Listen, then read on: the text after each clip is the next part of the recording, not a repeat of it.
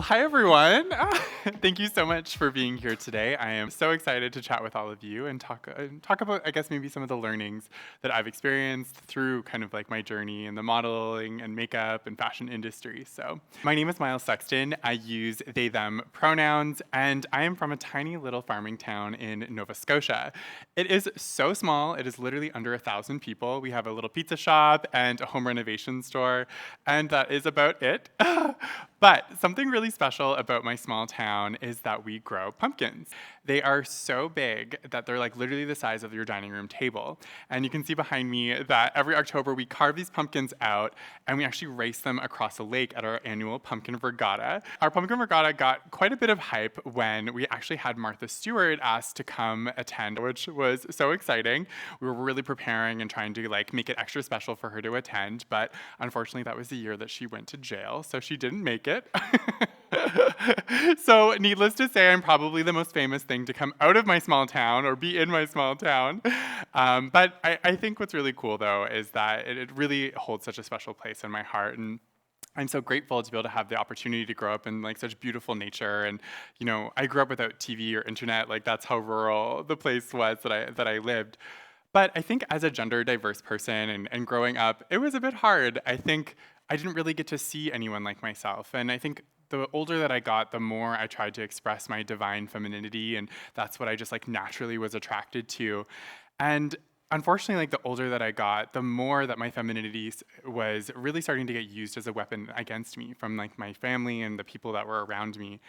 And I think it was hard because, like my mom, she owned this cute little like thrift store in town, and I would often like sneak into her little tickle trunk and want to put on like the little flapper dresses and walk around in her heels. And when I was younger, it was so funny and hilarious. But then the older I got, the more I got shamed for doing that. And I just I couldn't understand why. I was like, these things bring me joy, they make me happy. Like, why couldn't I do that? But there were so many like binaries around this idea of gender where I grew up, that you had like this is what it was like to be a man and this is what you had to be like to be a woman, and there was no in between, and I felt like they were so black and white. And I think it was really hard because I think the older that I got, the more I started to suppress those beautiful parts of myself. And the more that I suppressed it, the more I hid it, the more I pretended to like cars and wanting to dirt bike like all of the other boys because I just wanted to feel safe. I didn't want people to bully me. And it's really sad because I think from a very young age, when I was probably 8 or 9, I remember experiencing what I think I would now call depression. And what 8 or 9 year old should experience depression at such a young age? We should be like running around, picking our nose, playing in like the sandbox. Like we shouldn't be thinking about like our safety and having to hide who we are.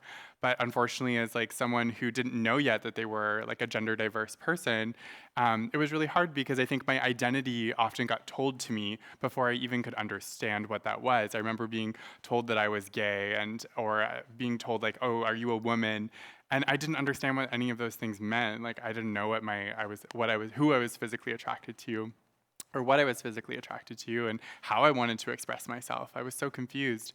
And when I look back at a lot of these like photos of myself in high school, I really feel like I was like a shell of the human that I wanted to be. I outwardly would try to pretend that I was happy because I think the world told me that I should be happy and that I shouldn't be sad and I shouldn't tell like anyone how I felt. But unfortunately, like my depression just got worse and worse as I got older. And by the time I was like 13 or 14, I reached such a bad mental state that I felt like I didn't want to be a part of this world and that the world didn't want me to be a part of it. And all the parts of this world that I thought were so beautiful and brought me so much joy, I felt like I had to hide. And I couldn't imagine being in a world that I wasn't able to express that. So, it was one summer, that summer, I think it was like my summer of 14, I was home alone and I decided that I was going to take my own life. And I was so grateful that I woke up on my bathroom floor and that I didn't die. And it was a bit of like a very emotional, obviously, moment.